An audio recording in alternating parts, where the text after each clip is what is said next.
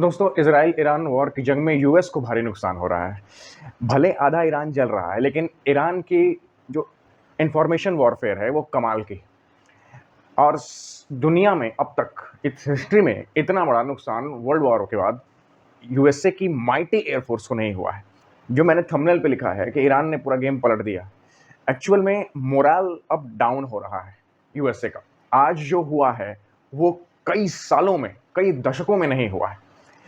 Operational दो fighter jets, वो भी advance fighter jets shut down कर दिए गए। पहला तो मैं आपको A-10 की बात कर दूं जो वॉरथॉग है, और दूसरा F-15।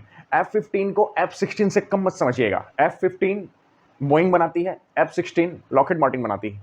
F-15 बहुत ही एडवांस फाइटर जेट है। इन दोनों प्लेन्स को अपने पुराने एयर डिफेंस से शूट डाउन कर देना, ये एक बहुत बड़ी स्ट्रेटेजिक विन है एयरफोर्स के मामले में ईरान की एयरफोर्स यूएसए के एयरफोर्स के आगे कहीं नहीं टिकती। अगर आप यूएसए की एयरफोर्स का बजट देखेंगे और उसके टेक्निकल्स वेपन्स देखेंगे तो वो चाइना और रशिया को आउट नंबर करते हैं, लेकिन फिर भी इस हालत में भी ईरान गजब की टक्कर दे रहा है। अगर हम पूरे नुकसान की बात करें ऑल ओवर अब तक जो वॉर चली है जिसमें यूएसए के एयरफोर्स को कितना नुकसान हुआ है, तो आप चौंक जाएंगे। भारत के ऑपरेशन सिंदूर में किसी ने अफवाह फैला दी थी कि 6, फिर किसी ने कहा 8, फिर मिस्टर ट्रंप ने कहा 8 से 9, फिर कहा 11। मतलब ऐसे फाइटर प्लेन गिराए जाने के दावे किए गए थे। हालत खराब थी, दोनों तरफ से क्वेश्चन हो रहा था अब ट्रंप क्या कहेंगे। सामने एस्टिमेट में आ रहा है कि उनके जमीन पर खड़े अवैक्स प्लेन जो कि खुद अभी लिमिटेड संख्या में थे, उड़ गए, खत्म हो गए। थर्ड, इतना हैवी एयर डिफेंस है, उसका रडार पूरी तरह से डिस्ट्रॉय कर दिया ईरान ने। पैट्रियट सिस्टम्स जो है माने जाते हैं, चैंपियन माने गए थे यूक्रेन के मामले में, लेकिन यहां पर उन्हें नबूद कर दिए गए। आप ध्यान से देखेंगे तो यूएस को गजब का नुकसान हुआ है इस अब तक के एयरफोर्स के अब तक के भिड़ंत में। अगर जो मोटा मोटी नुकसान है जिसका अभी तक चर्चा चल रही है, जो सामने आया है, जो छुपाया गया है, मैं उसकी बात नहीं कर रहा।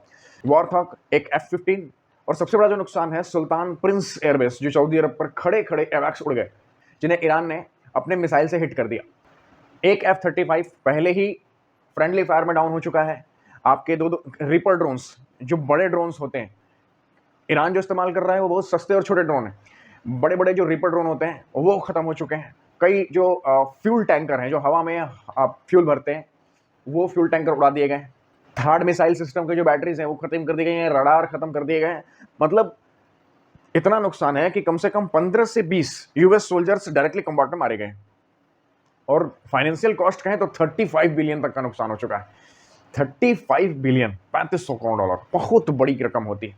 ईरान को कितना नुकसान हुआ है? डेफिनेटली ईरान को नुकसान होगा, क्योंकि यूएस एक बड़ी फोर्स है और उधर यूएस और इजराइल दोनों हैं। इतना मोरल डाउन है कि यूएसए के वॉर सेक्रेटरी, मतलब जो युद्ध मंत्री हैं, उन्होंने बीच वॉर से ही अपने बड़े जनरल को हटा दिया। ये सबसे बड़े इंडिकेशंस हैं मोरल डाउन होने के।